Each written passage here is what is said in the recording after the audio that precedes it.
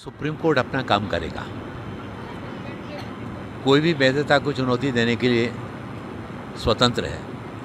लेकिन वक्फ संशोधन बिल जो लाया गया है वो हमारे मुस्लिम समाज के जो हमारे गरीब बंधु हैं, मुस्लिम समाज की हमारी जो गरीब बहनें हैं, जिनको कि आज तक इस वक्फ से होने वाली आय से कोई फ़ायदा नहीं मिला, उससे उनको वंचित रखा गया और लाखों एकड़ ज़मीन पर चंद लोगों ने कब्जा करके उसका दुरुपयोग करने का काम किया। 2013 में जब वक्फ संशोधन बिल लाया गया था, 2014 के चुनाव के पहले, राजनीतिक लाभ की दृष्टि से, और उस वक्फ संशोधन बिल में क्या था कि अगर लोकसभा के भूमि को अगर कह दिया जाए कि ये वक्फ की प्रॉपर्टी है तो उसको कोर्ट में चुनौती नहीं दी जा सकती थी। अगर दिल्ली के एयरपोर्ट को अगर ये कह दिया जाए कि वो वक्फ की प्रॉपर्टी है तो उसको चुनौती नहीं दी जा सकती थी। अगर सूरत नगर निगम के भवन को अगर ये कह दिया जाता था कि मतलब सूरत नगर निगम वक्फ की प्रॉपर्टी है तो उसको चुनौती नहीं दी जा सकती थी। 2025 में जो वक्फ संशोधन बिल आया, इस वक्फ संशोधन बिल में ऐसी शासकीय संपत्तियाँ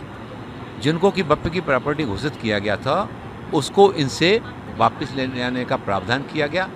वहीं उसमें ये भी प्रावधान किया गया, वक्फ की जो वैध संपत्तियां हैं वो वैध संपत्तियां वक्फ की प्रॉपर्टी रहेंगी, उन पर वक्फ का पूरा अधिकार रहेगा। इस संशोधन में इन चीज़ों को भी जब इस पर चर्चा हो रही थी तो उसमें किस तरह से तथ्य खुलकर सामने आए कि कर्नाटक में 22,000 एकड़ भूमि 2 लाख करोड़ रुपये बेच दी गई। पुणे में एक किसान पीढ़ी दर पीढ़ी, हमारा मुस्लिम किसान था, पीढ़ी दर पीढ़ी खेती करता चला आ रहा था और उसकी ज़मीन को वक्फ ने बगैर कोई सूचना के और उस ज़मीन को वक्फ की घोषित कर दिया, उसको उसकी ज़मीन से बेदखल कर दिया। अहमदाबाद में एक मुस्लिम व्यापारी जिसने कर्ज लेकर के दुकान की व्यवस्था की, उस दुकान को वक्फ ने अपनी प्रॉपर्टी घोषित कर दिया। यानी वक्फ गरीब मुसलमान भाइयों की मदद करने के लिए, तलाकशुदा बहनों की मदद करने के लिए, अनाथ बहनों की मदद करने के लिए और बेसहारा बहनों की मदद करने के लिए, अनाथ बच्चों की मदद करने में जो वक्फ का उपयोग होना चाहिए था, ये करने के स्थान पर उस प्रॉपर्टी का चंद लोगों ने दुरुपयोग किया और उसको रोकने के लिए ही ये वक्फ संशोधन बिल 2025 लाया गया। और इससे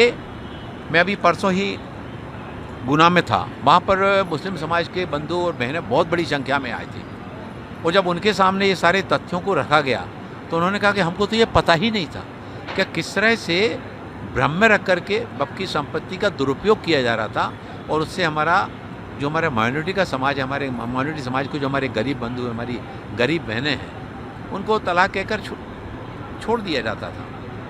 उनको वक्फ बोर्ड ने कभी चिंता नहीं की। ऐसी तलाकशुदा बहनें, ऐसी हमारी विधवा बहनें, ऐसे हमारे यतीम बच्चे, मेरठ में सामुदायिक केंद्र था मुस्लिम समाज का, वहाँ पर दवाखाना चलाया जाता था, लेकिन उस सामुदायिक केंद्र को वक्फ बोर्ड ने कह दिया ये हमारी प्रॉपर्टी है और वो जो दवाखाना चलता था वो दवाखाना बंद कर दिया गया। यानी वक्फ को जो काम करना, धार्मिक न्यास होने के नाते जो काम करना चाहिए था वो काम नहीं किया, जो काम करना चाहिए था वो ना करके उस वक्फ की प्रॉपर्टी का चंद लोगों ने दुरुपयोग करने का काम किया। इसीलिए ये बिल लाया गया और उन्होंने इसकी वैधता को लेकर सुप्रीम कोर्ट में जो याचिका दायर की है, सुप्रीम कोर्ट उसमें अपना निर्णय लेगा। हमारे सम्मानीय न्यायाधीशगण उस पर जो है ना अपना फैसला देंगे। लेकिन वक्फ संशोधन बिल गरीब मुसलमानों के पक्ष में, गरीब मुसलमान हमारी बहनों के पक्ष में, यतीम बच्चों को उनका न्याय दिलाने के लिए ये वक्फ संशोधन बिल लाया गया है और बड़ी पारदर्शिता के साथ में लाया गया है। लगभग 1 लाख सुनवाइयाँ, मतलब वो इसमें याचिकाएँ आई जिन पे रिटर्न आई हैं, कुछ पोर्टल के माध्यम से आई हैं, महीनों इस पर बहस चली है, जॉइंट पार्लियामेंट कमेटी बनाई गई है, इस पर चर्चा हुई। उसके बाद में लोकसभा और राज्यसभा में व्यापक रूप से चर्चा होने के बाद फिर राष्ट्रपति महोदय जी के यहाँ से इस पर उसको जारी किया गया।